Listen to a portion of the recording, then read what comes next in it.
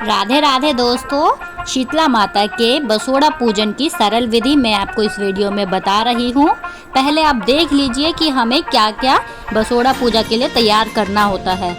ये सब एक रात पहले तैयार किया जाता है, जिसमें गुजिया है, पुए हैं, पूरियाँ हैं, फरा है और इसमें सूजी का हलवा, मीठे चावल, उड़द चने की दाल और हल्दी, दही लेते हैं ताकि माता ठंडी रहे।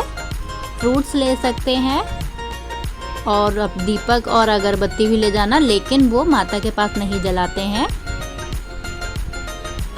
और फूल और अपने हिसाब से जो भी आपको समझ में आए। अब मैं आपको बताती हूँ कि ये कितनी कितनी क्वांटिटी में लेते हैं। और जल भी लेना है, इसमें दही और दूध मिला हुआ है। अब मैं बता रही हूँ इसमें कितनी कितनी क्वांटिटी रखनी है। ये सभी आपको रात में तैयार करना है। खाना पूरा भोजन रात में तैयार होगा। और पहले हम माता के लिए 8 पूरियाँ निकालेंगे और एक पूरी हम गाय माता के लिए निकालेंगे और एक पूरी हम चौराहे पर जहाँ पे होलिका जलाई जाती है वहाँ पे रखने के लिए, वहाँ पूजने के लिए, या फिर एक कुत्ते को खिलाने के लिए। ठीक है, तो इसमें टोटल आपकी 10 पूरियाँ होंगी और एक छोटी सी पूरी जो आप पहली कढ़ाई चढ़ाते ही उतारते हैं। और इन सभी के अंदर क्या रखना है साथ में, मतलब खाली पूरी नहीं देते, तो जो माता के लिए हम पूरियाँ चढ़ाते हैं उसके अंदर 7 पुए रखते हैं। पुए हम गुड़ का मीठा पानी होता है उसके अंदर आटा डालकर और वो गुड़ वाले पुए बनाते हैं। उसमें 2 गुजिया आती है और इस गुजिये के अंदर बूरा भरा होता है, ये भी आटे की बनाई जाती हैं। और फरा होते हैं जो गोल गोल से मैंने आपको दिखाए थे, आगे वीडियो में है, आप वो देख लीजिएगा। और वो फरा भी आपको 4 बनाने हैं, वो भी आटे के होते हैं। उसमें उंगली डाल के जैसे वो डोनट बनता है ना, वैसे ही ये फरा बनते हैं। और इनके बाद अब बनता है हलवा। सूजी का बना लीजिए या आपको जो भी पसंद हो वो। माता को सूजी का हलवा चढ़ाया जाता है। और इसके बाद मीठे चावल बनते हैं, ये भी गुड़ के चावल होते हैं। फिर हम रात में एक कटोरी में थोड़ी सी चने की दाल और उड़द की दाल मिलाकर भिगो देते हैं, जिससे कि वो सुबह चढ़ाई जाती है। और हम हल्दी लेंगे माता को चढ़ाने के लिए, साथ में थोड़ा सा दही लेंगे और थोड़ा दही हम जल के लोटे में भी मिला लेंगे। फ्रूट्स लेंगे अपनी पसंद से जो भी आपको अच्छा लगे, और एक दिया और अगरबत्ती भी लेकर जाएंगे। तो ये सारी चीज़ें, साथ में फूल और बताशा, और आप सभी के घरों में जैसे जैसे रीति रिवाज होते हों आप वो सारी चीज़ें भी लेकर जा सकते हैं। अगर आपको मेरी ये वीडियो अच्छी लगी है तो आप लाइक ज़रूर कीजिएगा और सब्सक्राइब भी करना आप मेरे इस चैनल को, ताकि मुझे और हेल्प मिले। मैं आपके लिए इसी तरीके से हेल्पफुल वीडियोस भी लाती रहूँ। और एक जल का लोटा लेंगे, इस जल के लोटे के अंदर हम थोड़ा सा दूध और दही मिलाएंगे, या फिर आप अपने हिसाब से दूध की थैली भी चढ़ा सकते हैं साथ में, या फिर आप दान भी कर सकते हैं, क्योंकि आप दान करेंगे तो आपको इसका फल भी ज़रूर मिलेगा। और ये रही हमारी शीतला माता। जय शीतला माता। इसी बात पे आप एक लाइक कर दीजिएगा।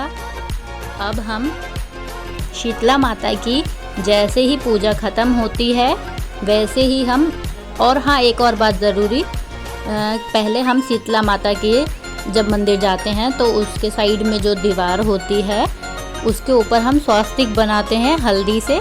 रोली नहीं इस्तेमाल करनी है बिल्कुल भी, क्योंकि हल्दी ठंडी होती है, तो हम हल्दी का ही इस्तेमाल करेंगे।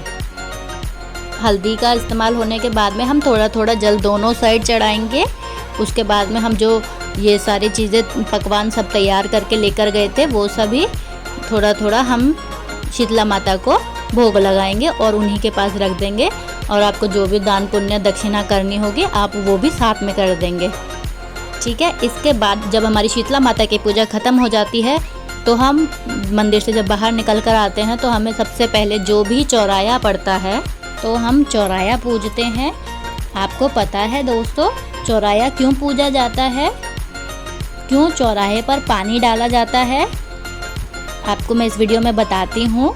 क्योंकि शीतला माता खसरा, चेचक आदि रोगों की विनाशक देवी मानी जाती है, इसलिए हम चौराहे को पूजते हैं। दोस्तों ये हमारे सभी रिचुअल्स हैं जो हमें अपनी आगे आने वाली पीढ़ी के लिए इसी तरीके से आगे लेकर जाने हैं, जिससे कि कभी भी किसी भी विपदा की कोई भी आशंका ना हो, कोई भी रोग हमारे आने वाली जनरेशन को ना परेशान करे। इसलिए हम सभी को ये सारे रिचुअल्स बहुत अच्छे से निभाने होते हैं और आप भी कोशिश कीजिएगा कि सभी मेरी इस वीडियो को देखकर और भी सारे रिचुअल्स कर सके।